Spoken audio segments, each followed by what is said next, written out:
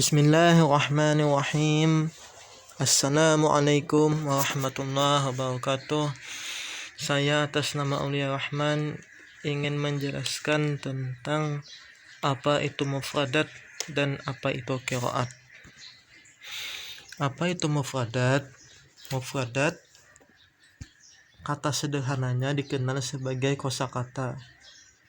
Kosakata adalah himpunan kata-kata yang membentuk suatu bahasa dan dapat disusun menjadi kalimat dalam struktur tertentu.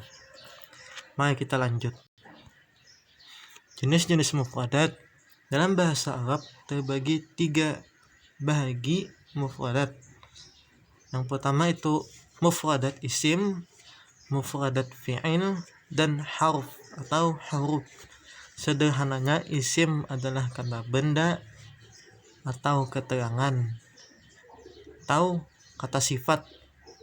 Fi'il adalah kata kerja dan harf adalah kata sambung. Berikut penjelasan lebih lanjut mengenai 3 macam tersebut. Yang pertama isim atau nama orang adalah nama.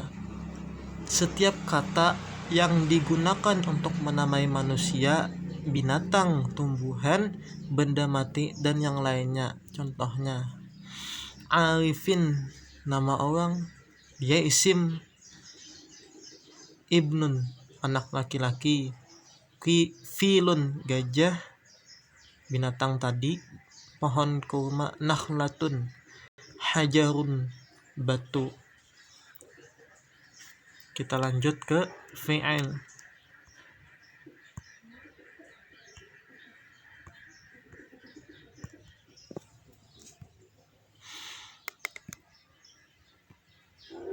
Fi'il atau kata kerja ialah setiap kata yang menunjukkan terjadinya suatu kegiatan atau aktivitas di waktu-waktu tertentu.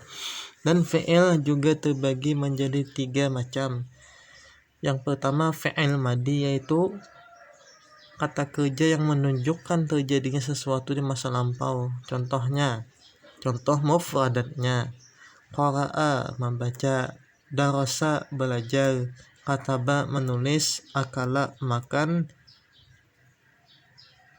wa'a, melihat. Fi'il mudhari yaitu menunjukkan sesuatu di masa sekarang atau masa depan. Contohnya yaqra'u, membaca; yadrusu, menulis, belajar; yaktubu, menulis; ya'kulu, makan; yara, melihat. Fi'il amar, kata kerja yang menunjukkan terjadinya sesuatu di masa depan atau lebih sederhananya adalah kata perintah. Contohnya iqra, bacalah. Udrus, belajarlah. Uktub, tulislah. Kul, ukul, makan, makanlah. Ra, lihatlah. Kita lanjut ke huruf. Huruf atau kata sambung setiap lafaz yang tidak muncul maknanya secara sempurnanya melainkan bersama selainnya. Contohnya inna, lakin, wa, min, dan la. Ini adalah mufradat 10 kosakata isim atau kata benda. Kitabun, qalamun, kursiyun, misbahun, babun, nafidatun, wasadah, malabisun, miftahun, haqibatun. Kita lanjut.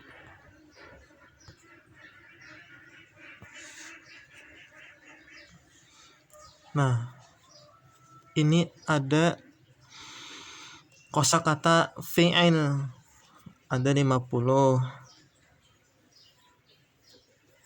Bisa dihafal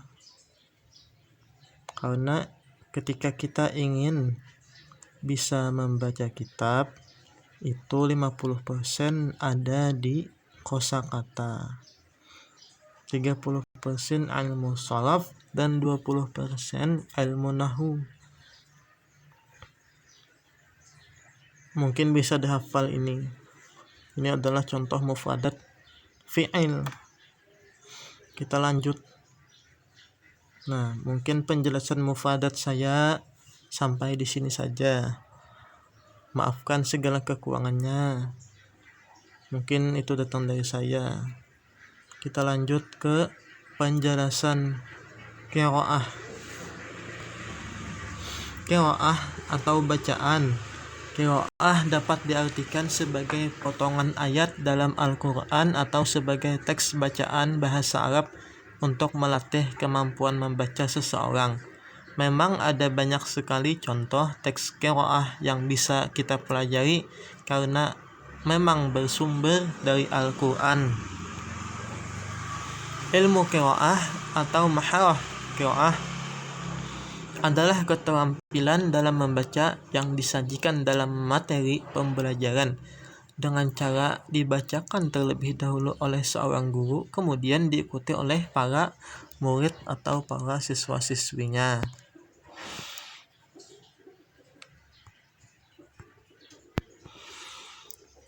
Menurut Al-Dimyati, sebagaimana dikutip oleh Dr. Abdul Hadi Al-Fadli, bahwasanya qiraah adalah suatu ilmu untuk mengetahui cara pengucapan lafal-lafal Al-Quran, baik yang disepakati maupun yang diikhtilafkan oleh para ahli qiraah, seperti hazfu membuang huruf, isbat menetapkan huruf, wasal menyambung huruf, ibdal menggantikan huruf atau lafal tertentu, dan lain-lain yang didapat melalui indera pendengaran. Latar belakang timbulnya perbedaan qiraah. Mengenai hal ini, terjadi perbedaan dari para ulama tentang apa sebenarnya yang menyebabkan perbedaan tersebut. Berikut pendapat para ulama. Sebagaimana ulama berpendapat bahwa perbedaan qiraat Al-Quran disebabkan karena perbedaan qiraat Nabi Muhammad SAW. Sidin Balain membacanya, nah itu maksudnya. Artinya dalam menyampaikan dan mengajarkan Al-Quran, beliau membacakannya dalam berbagai versi qiraat. Contoh, Nabi pernah membaca ayat 76 surat Ar-Rahman dengan qiraat yang berbeda. Ayat tersebut berbunyi, muttaqiina ala rafrafin khudrin wa abqariyin hisan. Lafaz rafrafin juga pernah dibaca Nabi dengan lafaz rafarafin, demikian pula dengan lafaz abqariyin pernah dibaca abaqariyin, sehingga menjadi muttaqiina ala rafarafin khudrin wa abaqariyin hisan. Tingkatan qiraat. Dari uraian di atas dapat diketahui bahwa qiraah bukanlah merupakan hasil ijtihad para ulama karena ia bersumber langsung dari Nabi SAW. Namun untuk membedakan mana qiraah yang berasal dari Nabi SAW dan mana yang bukan, maka para ulama menetapkan pedoman atau persyaratan tertentu. Ada 3 persyaratan bagi qiraat Al-Quran untuk dapat digolongkan sebagai qiraat yang sahih, yaitu sahihus sanad, harus memiliki sanad yang sahih. Yang kedua, mutabaqatul rasim, harus sesuai dengan rasm, yaitu mushaf, salah satu mushaf Utsmani. Yang ketiga, muwafaqahul arabiyah, harus sesuai dengan kaidah bahasa Arab. Jika salah satu dari persyaratan yang ketiga ini tidak terpengaruhi, sabuting haja kadeda, maka qiraat itu dinamakan qiraat yang lemah, syadz, cacat atau batil, salah. Berdasarkan kuantitas sanad, dalam periwayatan qiraah tersebut dari Nabi SAW, maka para ulama mengklasifikasikan qiraat Al-Quran kepada beberapa macam tingkatan. Sebagian ulama membagi qiraat ada 6 tingkatan, yaitu sebagai berikut. 1. Al-mutawatir, qiraat yang dinukil oleh sejumlah besar periwayat yang tidak mungkin bersepakat untuk berdusta. Yang kedua, al-masyhur, qiraat yang sahih sanadnya, maksud sanad ini tersambung tetapi tidak mencapai derajat mutawatir dan sesuai dengan kaidah bahasa Arab dan juga wasm Utsmani. Qiraat yang sahih.